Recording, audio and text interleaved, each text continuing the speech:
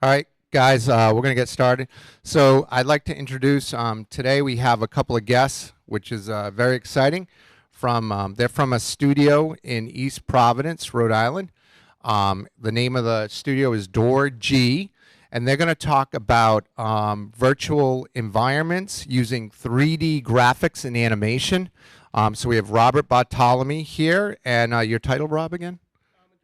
Director for the studio, and then Sam Culbreth, who's an artist, Unreal Engine artist, which is, if you don't know what Unreal Engine is, it's highly detailed 3D graphics and animation, kind of like what you see on the screen there. So let's give them a round of applause for coming out today, all the way from East Providence, Rhode Island.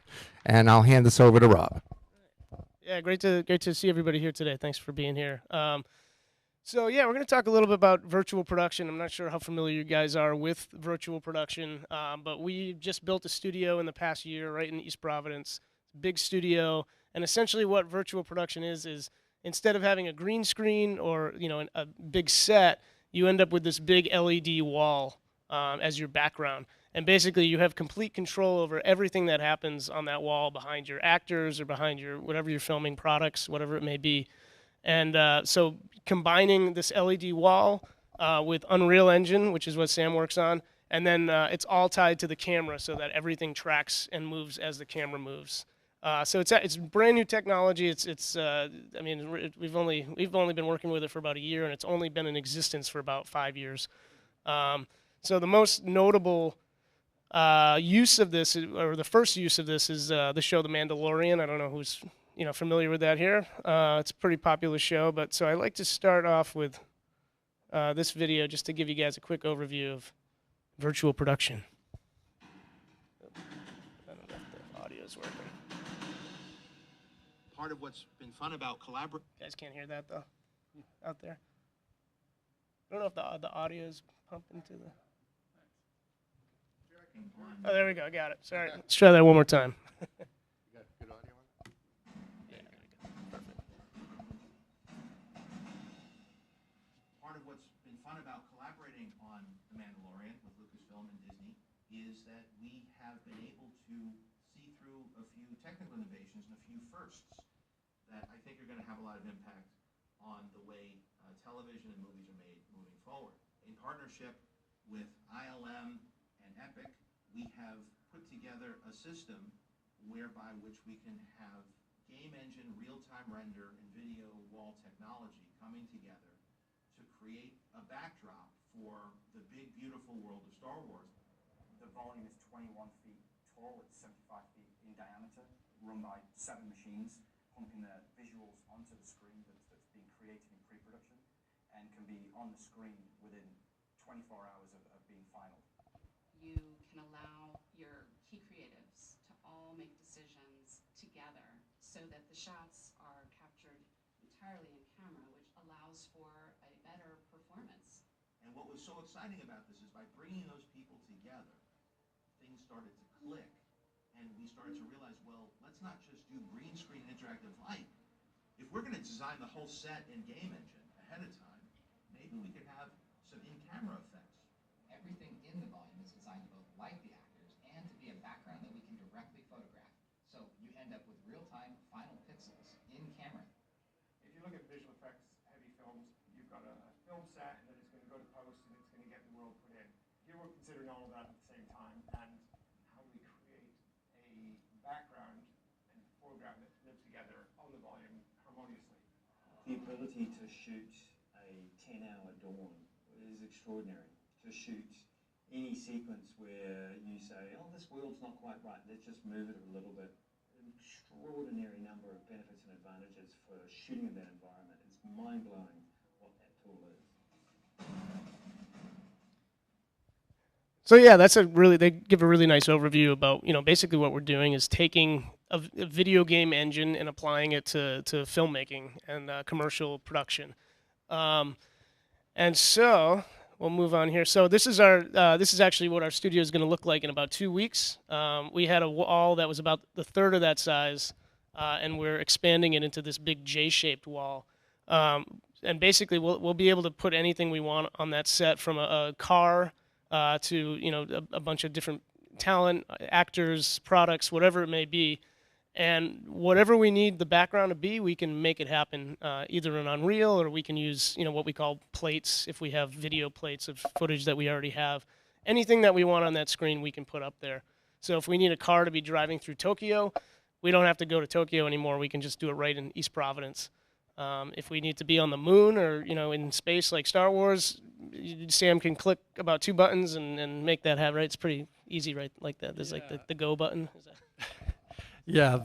So the benefit to that is really any settings or adjustments we could make using Unreal Engine. We can do it live right then and there, change the whole background. Having that wall, and this mock-up is actually made, we made it with Unreal Engine, but it's a mock-up of our studio. Having the wall kind of wrap around and then blending that visual with any practical elements really just gives this illusion as when you're filming with a camera that it like falls off and has to be this real world. So, but the benefit to that is this huge ability of creative freedom that you could change a tree, you could change a rock, you can change the time of day, anything you want in the moment.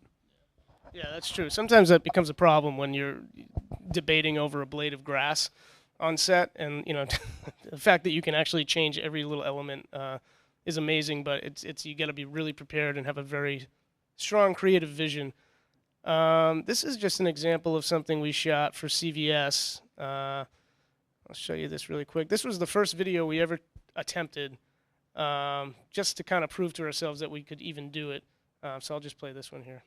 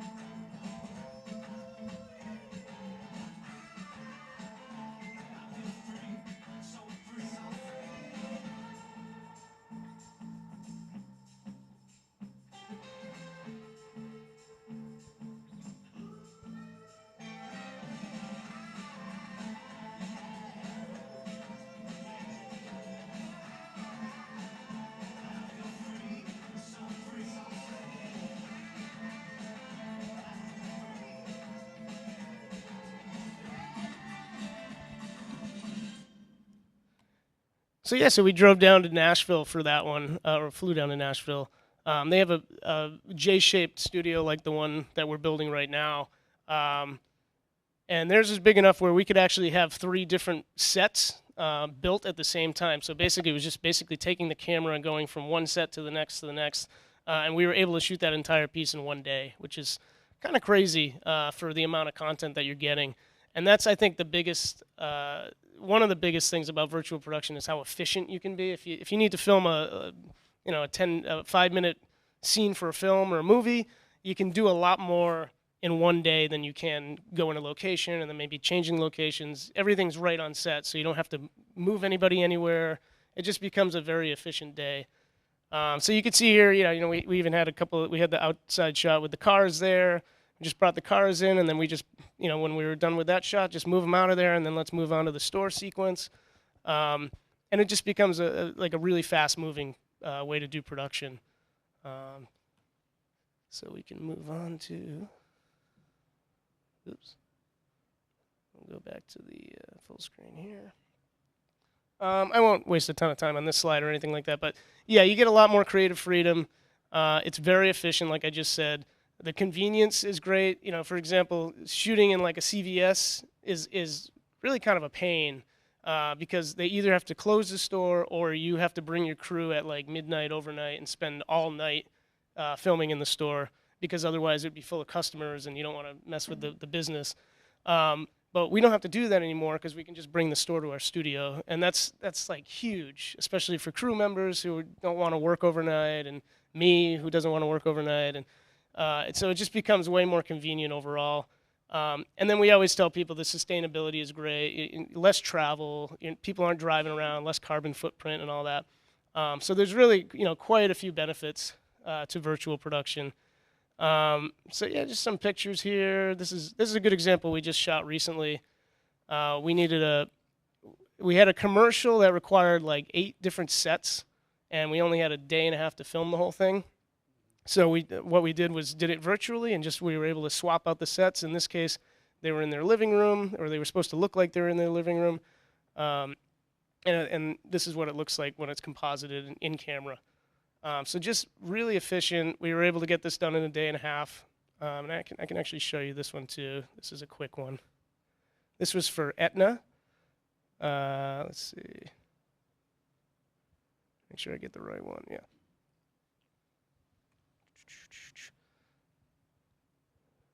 Yeah. Okay. Cool. So yeah, this was a broadcast spot we shot in a day and a half. Hi, Sarah. How have things been since our last session?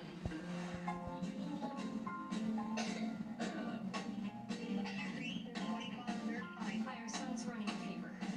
Sarah,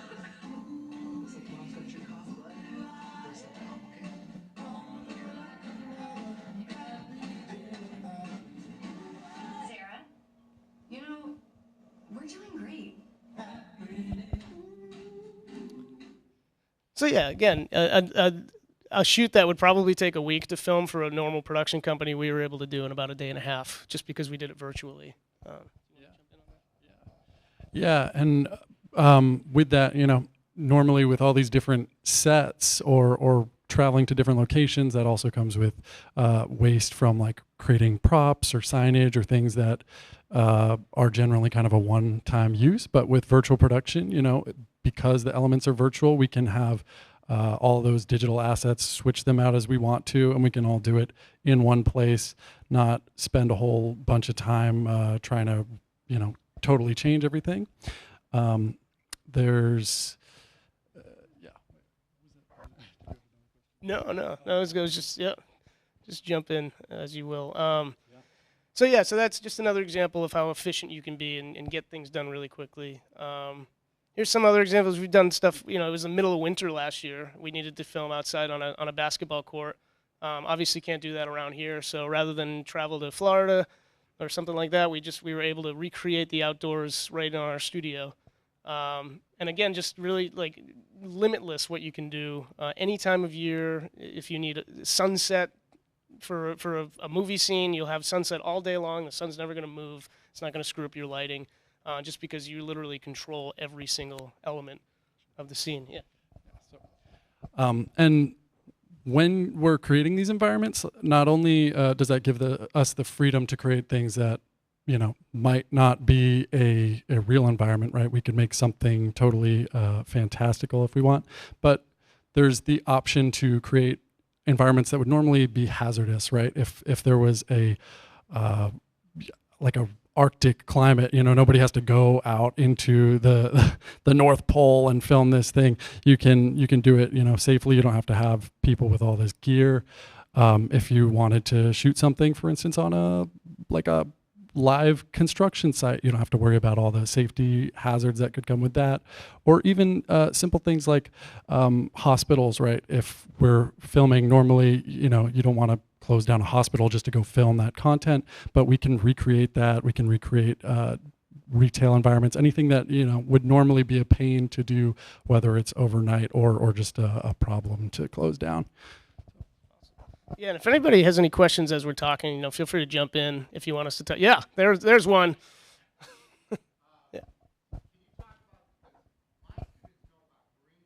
Yeah.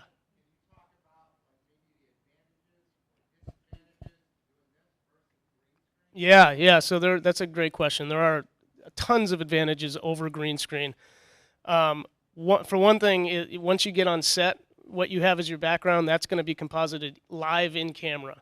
So you don't have to take the green screen footage. You don't have to import it into After Effects. You don't have to chroma key it and build your environment after the fact. It's already done for you because you filmed it that way. And that's one element.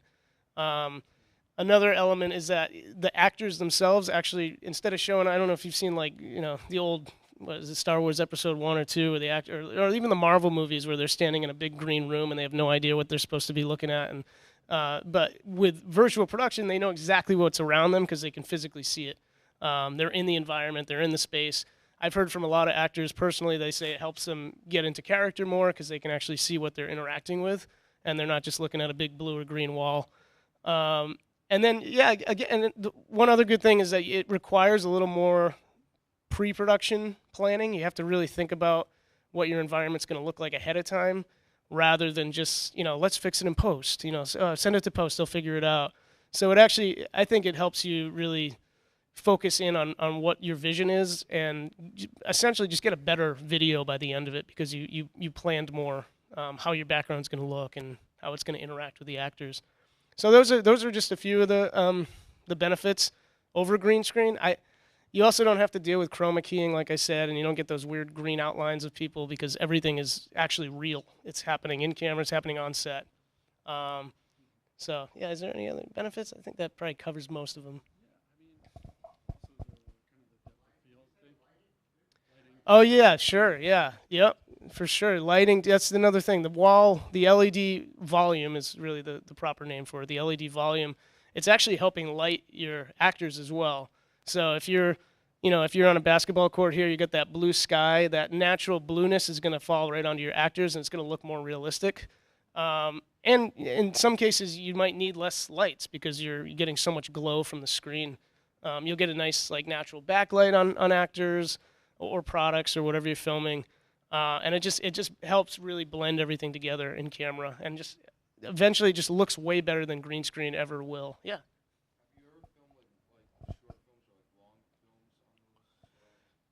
Yeah, we haven't done any long films in our studio, but I mean I know plenty of films that are using the same exact technology that we have.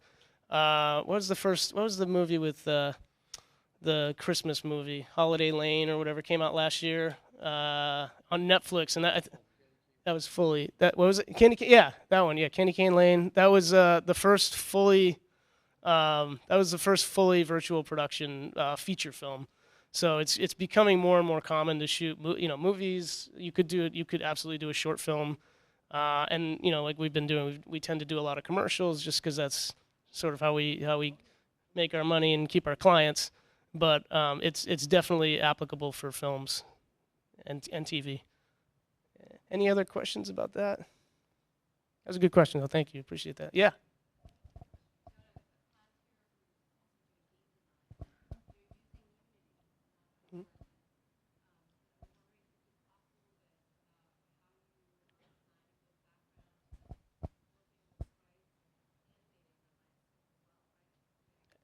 Absolutely, yeah. So I'll hand it over to Sam because he's really the expert here.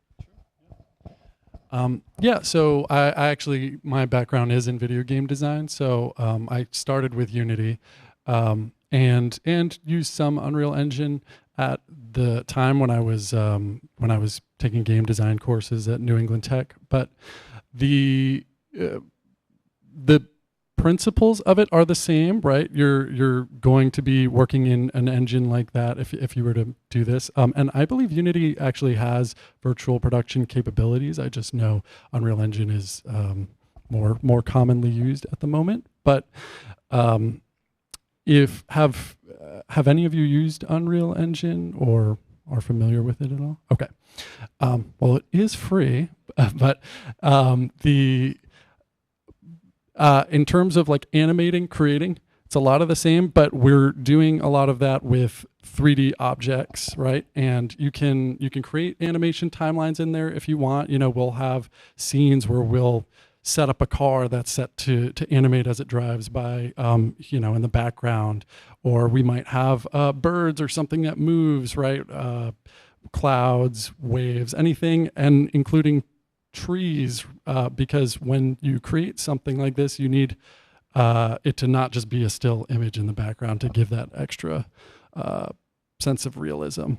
But it ends up being very similar. Sometimes we will use just like a sprite or like a 2D image, right? If there's something that you might not notice that well, rather than spending a whole bunch of time creating, let's say, a collection of products on a shelf in the distance, right? It might be easier to just get an image of that and place it there. But the development process is very much the same as it is in video game design, with just a little bit less focus on programming and more focus on creating the environment itself.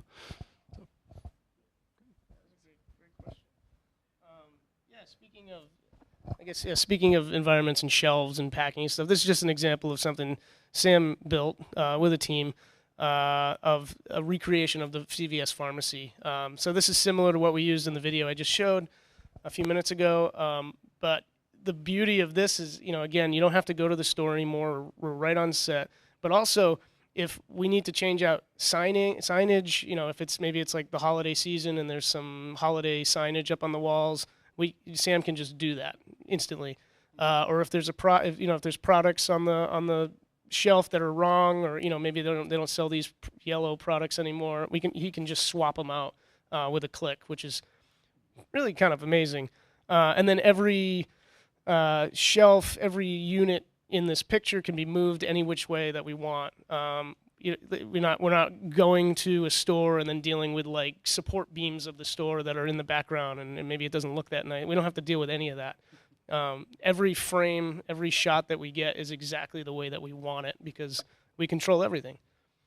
So it's pretty cool. Oh yeah, absolutely. I think I had a slide for parallaxing, but I'll just stick with here. But yeah, so really, it's pretty hard to see in this picture, but can you see the cursor moving? Yeah. All right. Cool. So yeah, there's a little box right here, and that's called MOSIS. It's a motion tracking system. There's a couple different types of tracking systems. That's the one we chose because we think it's one of the better ones. Basically, you plug that right on top of the camera, plugs into the camera, and in the ceiling of the studio are all these little dots, which we call stars, and they're just randomly placed around the studio. And so that tracker on top of the camera has an infrared sensor and just constantly is just tracking all the stars in the ceiling. And what that does is it ties back to the virtual camera within Unreal Engine. And so as our real camera moves, the virtual camera in Unreal moves as well. And so what happens is the world parallaxes. You might, in the background, something might kind of shift, or the perspective of the entire image shifts as the camera's moving. If you're on a dolly, or if the cameraman's walking this way, the whole world's going to move accordingly. And it just adds to the realism, and it actually looks pretty incredible once you see it in camera. Did you have something to add to that, or are you good with it? All right, cool. Just making sure.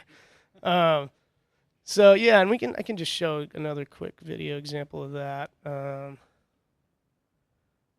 me see.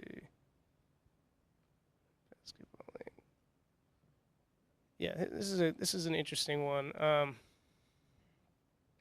I'll just play it.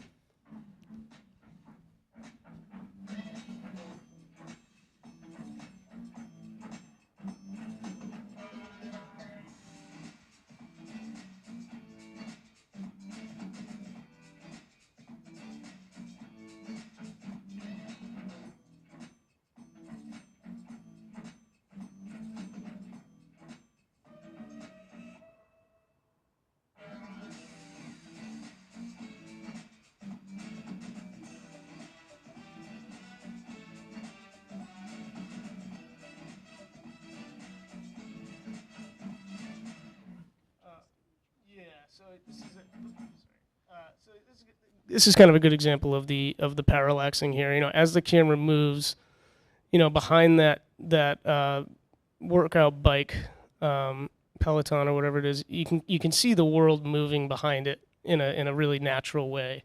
So the whole world parallaxes just as it would in real life, but obviously it's all virtual. What were you gonna say? Even the trees, Yeah, so even if you look at like the trees where the window is, if this were just a big still image, you wouldn't get that, and you would notice something being off, kind of like things are closer to you or further, kind of move at a different rate. But by having that camera connected, which is, it's essentially just using a motion tracking, kind of like, VR or anything like that, we're able to mimic the real camera with our virtual camera, and they're just that way they're moving at the same time to maintain that. Yeah. And this is a really good example here too, because not a lot of people do this, but we were actually able to show the floor in this example here, which is really a challenge because basically you have to build an actual floor and then somehow blend it with your virtual floor. So not only you have to make sure the colors match and the lighting matches, but you also have to find sort of a point where the stage ends and the wall begins, and kind of like blend it in a way that doesn't look distracting. And this is a good example. Sometimes you use things like props, like this yoga ball, to kind of hide certain areas. The bike helps a little bit here, but other areas you just have to make sure it actually matches. In this case, we used a lot of the light from the window to kind of help blend the two different floors a little bit. But yep. Yeah, and this really kind of becomes a skill set on its own. Being someone who builds sets or props, that's still a very important job, right? But having communication with whoever's building the environment, the 3D, and kind of learning each other's terminology, learning how to merge those two worlds is really like where the magic starts to happen to make it feel real. Yeah, perfect. Well said. And then just if whether you're making a film or doing it. Oh, did you have a question? I'm sorry.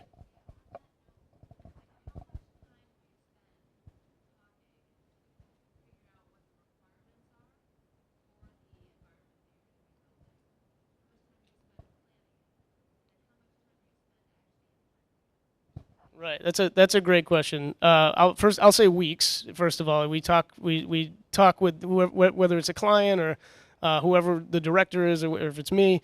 We will spend weeks and weeks talking about what do we need, what are we looking for, and then Sam, you spend what if you have to build an environment of some kind? Well, it definitely varies depending on what the needs are, but for instance, if it's just, hey, we need a generic home environment, or maybe it's like we just need to be outside at a park somewhere, that's pretty easy to kind of throw something together. When you have kind of an idea, you get a good enough reference image, but it doesn't have to be exact. But that time can get, and that might only take a few days to put something like that together. But if it was something like very specific, like that CVS, for instance, where it's these shelves have to be this exact thing, these products have to say this, these have to be located in these specific areas, that's when that time really starts to multiply, because you would kind of go through a process then of checking, like, okay, how do we like how this looks? Especially because you can create things however you want. There's that limitless freedom of being like, oh, well, we don't have to worry about having little tags on everything, and normally on a real set they would remove those anyway. So that's true. So yeah, it takes a long time. It's definitely a long process. Planning, a lot of it starts the same as like any film. We'll start with a storyboard and kind of draw out what we're looking for, and then once we do have an environment, weeks later, the cool thing is you can actually use the environment as part of your location scout. So we actually, we've done this a few times, but we have this environment, we can map it to like a MetaQuest. And so as a director or a DP or whoever, I can walk onto set with the MetaQuest on, and I can look around, and then I can get down and say, I want the camera to be right here. And then they can, you can lock that picture, and then we have actual working storyboards. Just basically being able to walk around in virtual space. So that's like the next benefit is you just get so much more freedom early on, and you know exactly what your shots are going to look like. And then on the flip side, to go back to your question, is the post-production is so much shorter because you're not spending weeks and weeks compositing green screen or anything like that. So you're, instead of spending all your time in post-production fixing things or making things look nice, it's all done in pre-production. So that's really that's the benefit there. It's not, you're not spending more time overall, you're just switching where your time is being prioritized. So more pre-production, less post is it works out really nicely. And then again, this is just an example. If we're looking to location scout, or we need to decide where we're going to film, it's nice having virtual environments because you can just look at a bird's eye view like this, see exactly where you're going to set up your camera, where's our talent going to be, where should they stand, which section of the store are we going to be filming in, and then we can, compare that with our storyboards, maybe take some reference photos ourselves, and everything's planned out to a T before the shoot day. So basically we walk on set for the shoot day, and ideally everything's just set up perfectly, and then we just start filming. And it's more fun, I think, for the shoot day. It's less technical issues and less figuring things out. It's already been figured out, so it makes the shoot more fun. All right. And then, yes, Sam, I wanted to ask you about if you want to talk about a little bit how you're using the AI aspects with Unreal. So, of course, in this age right now, now that we have AI integrated into a lot of things, there's also a lot more you can use to kind of speed up that process. Since AI is pretty good at mimicking reality, it's a lot easier to be, to improvise, right? For instance, if you're about to shoot a scene and you say, oh wait, we need to change up that thing over there, but we don't have time to make this asset right now. There's plenty of tools where you can just generate, an image, generate an object, get an understanding of what this might look like ahead of time before you have to go spend all this time making it, right? With that, there's also, I'm sure you've seen some of these different like 3D model creators, right? So you could either create an image and just throw it in there, or you could even generate a model and get a kind of a good rough start. But because we film in virtual production as well, it's not always the same as a game where you might go right up to the thing. If something's far enough away, you might be good enough just having an object that you can generate and say, oh, okay, that looks pretty good to me. Furthermore, right, we've got the technical aspect of if you haven't familiarized yourself enough with everything in Unreal Engine, which I don't think anybody has. There's so much to do. I'm sure plenty of you have probably used ChatGPT at this point, or something to that effect, to get something explained to you, some kind of answer, whatever it takes. But it's not, I would say don't always rely on those things, but as a guide for your own knowledge, right? I use that stuff all the time. You might say, oh, hey, I'm hitting this wall right now, this problem, and you can ask it, and maybe it gives you a point in the right direction, and you say, oh, I didn't know this option existed in here. But being able to use that has really increased our time on this stuff. Yeah, totally. If you haven't really used much AI, I would definitely recommend at least getting somewhat familiar with it, because AI is going to be hugely integrated into a lot of what we do, whether it's creatively or logistically, whatever. But even just messing around with ChatGPT or learning to build your own model, it's going to be huge in the coming years. So. And like Sam said, we use AI as much as we can just to streamline things and make things a little faster. Like rather than spend 20 hours building a boat that you might see in the distance 2 miles away, Sam can do it in 5 minutes using AI, and then it's in the distance, and who cares? We spent 5 minutes on it. So yeah, AI has been huge for us, and I definitely recommend if you guys are going to be doing any of this stuff, just kind of familiarize yourself with it.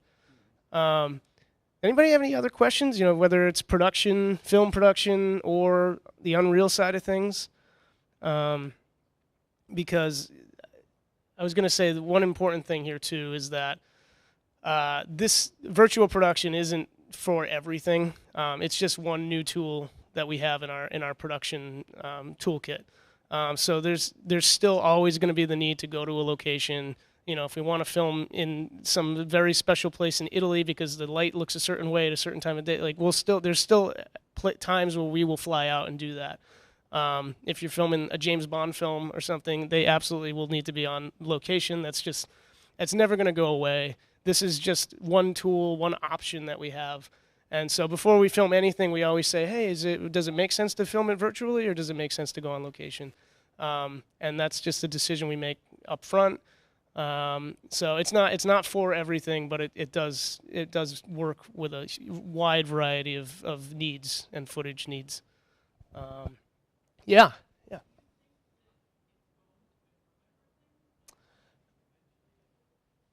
That's a really good question. I don't. I mean, it will become more commonly used over the next few years. You'll see most. I bet every studio in the country will have one of these volumes.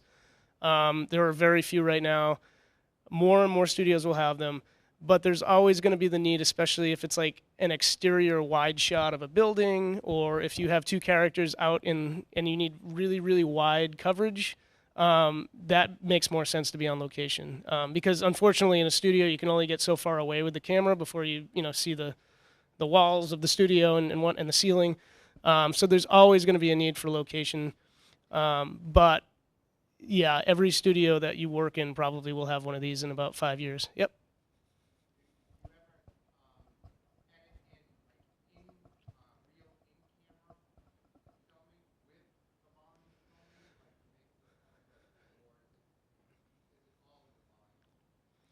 In camera, you mean like live editing as we film? We haven't.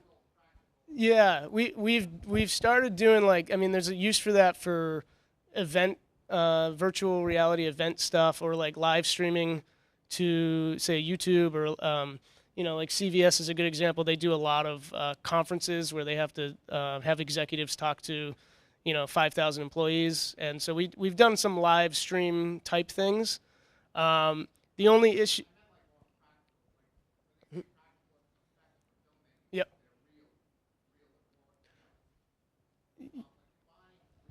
Mm-hmm.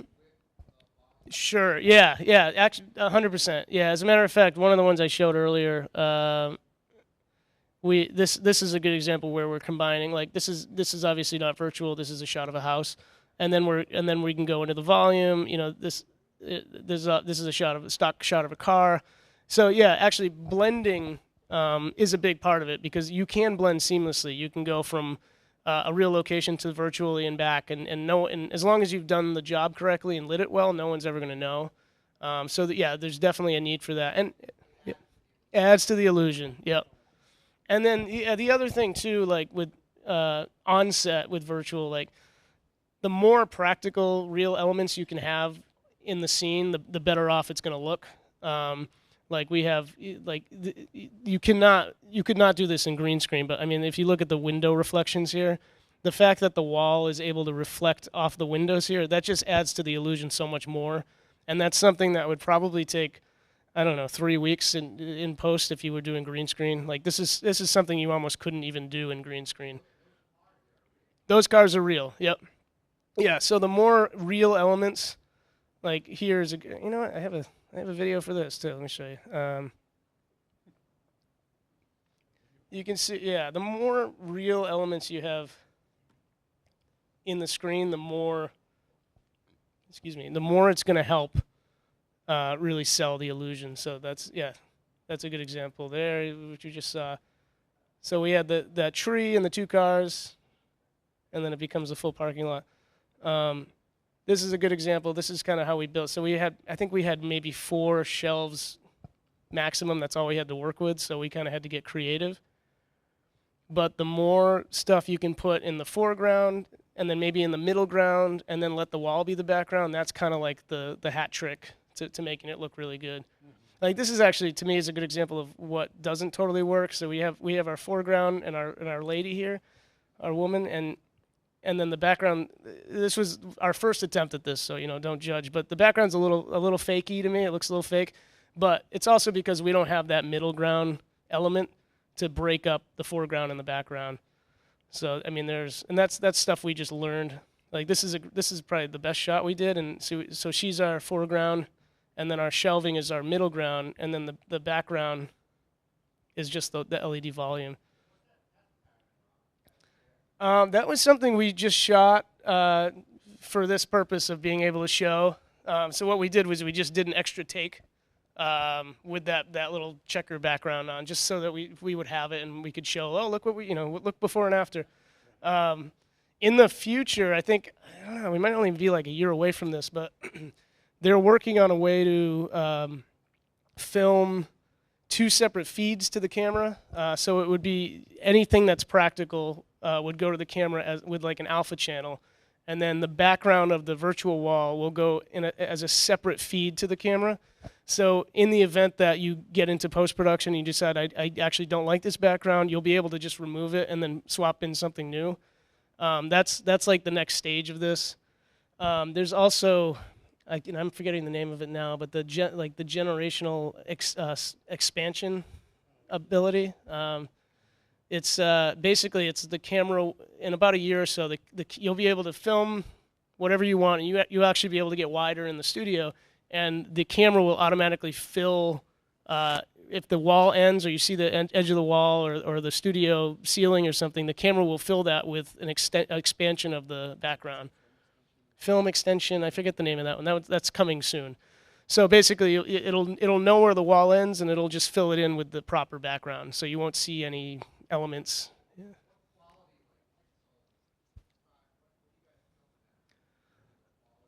We do like 4 and 6K. We've done 6K. We're usually shooting on like Arri Alexas. We've done Red. We've done quite a few, but usually around 6K is what we're trying to aim for. A lot of 4K too. We're shooting a lot of 4K. What's the pixels of the wall? Do you remember?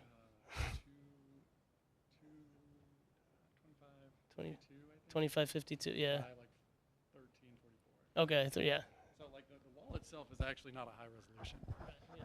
Yeah, the wall itself isn't a high resolution, but what we film on it can be. The thing you were talking about earlier was set extension, by the way. That's what it is. Yeah, set extension. So that's the fuse. That's the thing too. This is the base. There's such new technology. This is like the baseline. This is the worst it'll ever be, and it's only just going to get more crazy and better and more useful as years go on. So by the time you guys are working with this stuff in a few years, if you're doing film or whatever it is you're doing, it's probably going to be like light years ahead, just because everything's moving so fast. Yeah. Yeah, we were just talking about AI. Yeah. But no, we do a ton with AI. Whether it's producers, we use AI to record meetings and then give us transcripts. And in case I fell asleep during a meeting, I can just review that and not have to pay attention. But no, and then Sam uses it to create 3D objects. Now is the newest thing. And then we do a lot of AI storyboarding too. We've started doing that. I like to bring on a storyboard artist because it's a little more organic, but sometimes if we just need some quick ideas, we'll use image generation for that. And so yeah, we try to use it in everything that makes sense to use it in. Yeah.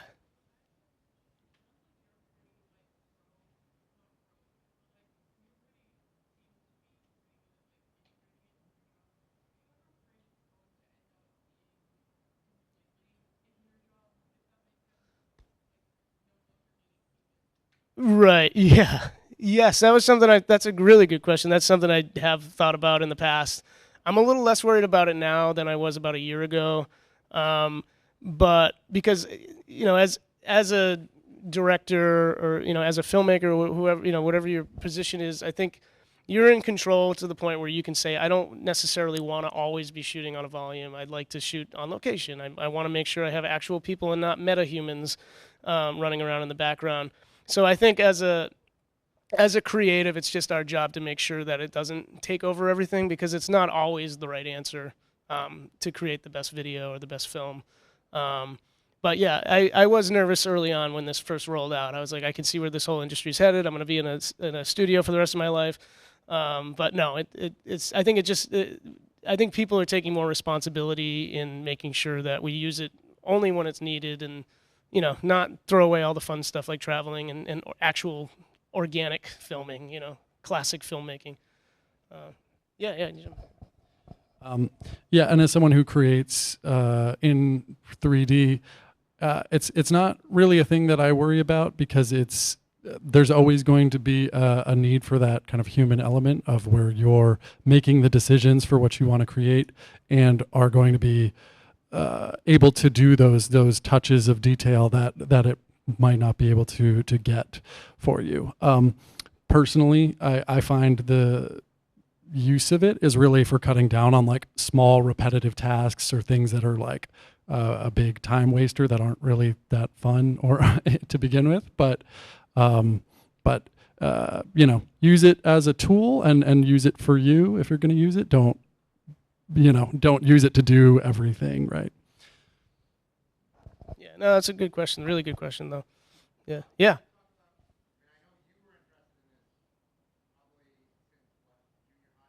Oh yeah, in film, yeah,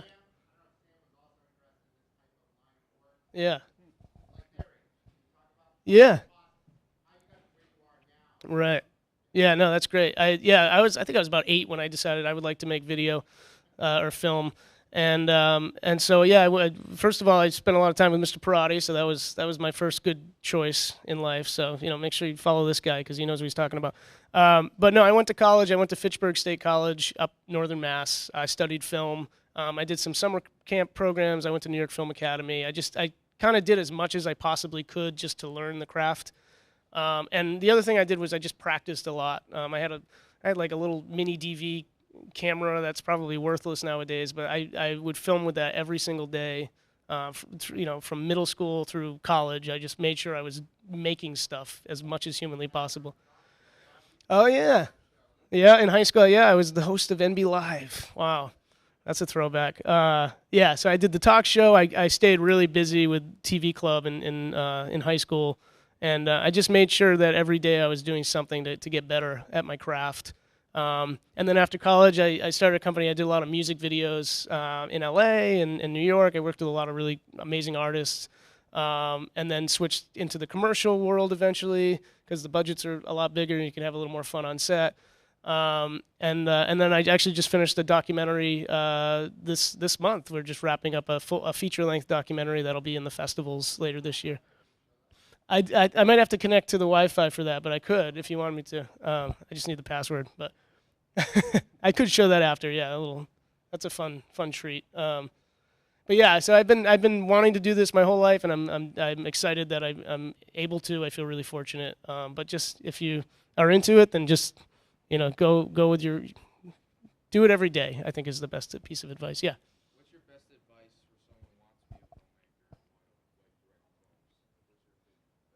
Yeah, again, I would say just start doing it. I don't think there's ever been a better time to be able to do film. I mean, the stuff that I was filming on my little DV cam, it looks like garbage nowadays because the quality of cameras is so good. I mean, you can film a movie on your iPhone. The new 28 Years Later film, Danny Boyle directing it, that was shot entirely on an iPhone. Which is coming out later this year. So it just goes to show you. I mean, most of you probably have phones, I would assume, or access to a phone, and it's like the tools are already at your disposal. So just start. I would say just start going, start practicing and doing it. And yes.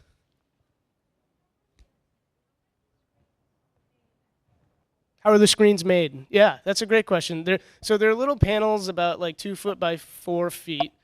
Little individual panels that we were able to source from China. There's a bunch of big LED factories that make them, and the thing that's special about them is they're black pixels, so the camera won't read them as like shiny white pixels like it would on a billboard. They're just specialized LED pixels, and they're really close together. They're about 2 millimeters apart, so that as you get closer to the wall with the camera, you don't see like the weird moire effect that you'd get on like a billboard. So they're made in China, and then it's up to us. We have to source those panels, and then we build them all together, kind of put them in like a rigid structure. So it's an interesting process, I'll say that. I learned a lot more about pixels than I ever would have imagined. But yeah. Yeah, and it's kind of the same sort of thing you'd see with like those light up road signs where it's like, saying random things as you drive by. It's just that, but if you thought of it on a much smaller scale, or even just big light up billboards, events. If you've been to like a live sporting event or like a concert, right? But yeah, it's just a lot of tiny dots that flash really, really fast. Oh yeah, totally.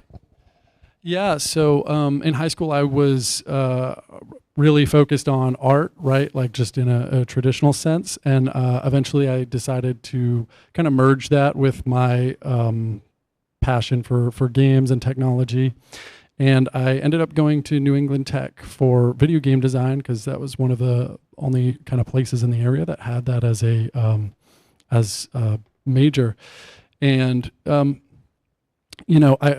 when you're focusing on that, you really have the choice of like, do you want to focus on art, or do you want to focus on like programming and the technical aspects? I moved more in the art direction, and this actually worked out really well just because it's as a career, this is focused on the art aspect. It's focused on more like that decorating of the scene, but that kind of skill set, whether you're into creating, the idea of creating games or creating 3D or just art, or even content creation, those things are all like really big, versatile tools that can lead you into something like this, right? I didn't think, I didn't even know this kind of technology existed at the time that I was doing it, or that this was a place I would end up. But moving from games and being like, oh, these are all the same techniques I've been using, and it's just for a different purpose. So, just keep that in mind when you're going for something like that. The more you can learn, gives you a lot of options. Yeah, that's what I was going to say too. For the computer science people, I think there's so many applications for what you're learning now. Again, you can do video games, you can do film, and it's only going to increase over the next few years. With online the way it is. These MetaQuest VR units, people need environments to live and breathe in. So there's only going to be more opportunities in that field as well. So, for sure. Let me see. I can show this trailer. So speaking of not letting technology take over, this is a project I did, a personal project of mine that I've been working on for 3 years. Not virtual, not a single bit of virtual, a lot of travel. So opposite of what we've been talking about, but very fun. It's a documentary called The Unicycling Unicorn. We've started up some marketing online, so you might have seen some things here and there. But we'll be hitting the festival circuit in about 2 months, I believe. It's working. All right, cool. Here we go. I don't know if you've seen this. My show is for everyone. One of the tallest unicycles in the world.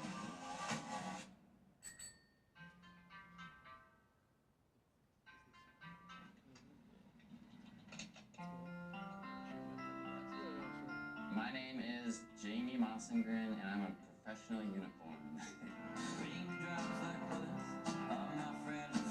This is my home on wheels. It's not very big, but it's big enough. I'm excited to upgrade to a bigger van. I thought he was nuts. I said, you got a good job, went to school. He said, no, I do not want to work in an office anymore. That's not me. He just needed something to do to get away from the divorce. I'm a very positive person, but things can go bad every now and then. I needed time to figure out what I wanted to do with the rest of my life. Pretty good lodging tonight. The best part is it's free.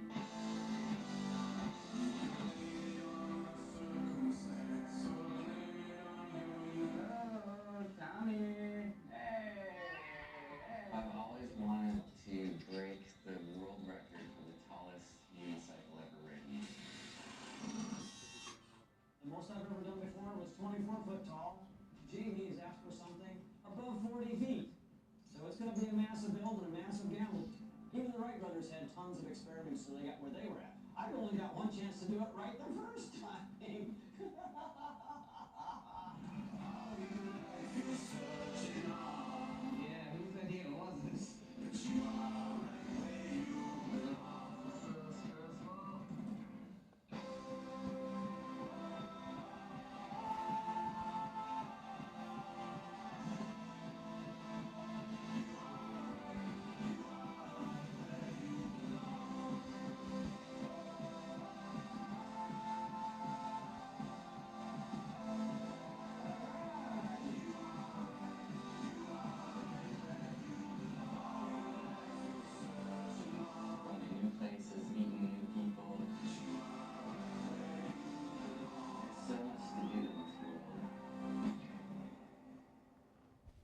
bonus scene.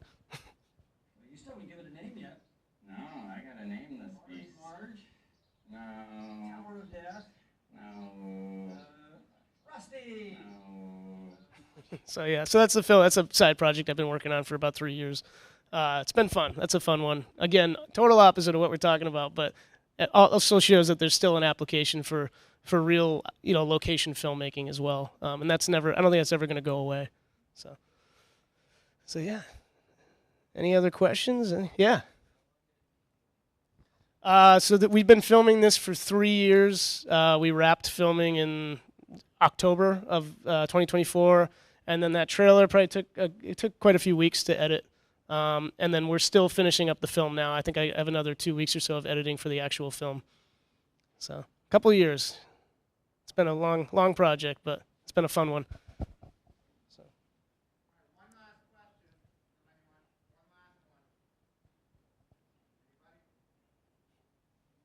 Anything else? You good? Anybody? We're submitting to just about every large festival on the list. What is it? Yep, Sundance is up there. Cannes is the most ambitious one. We're not sure if we'll get into Cannes, but we're going to submit it anyway. And then, South by Southwest, Toronto, all those. So we have a whole lineup ready to go starting in March. So fingers crossed. Yeah. All right, let's give another round of applause for these guys coming in. Thank you very much.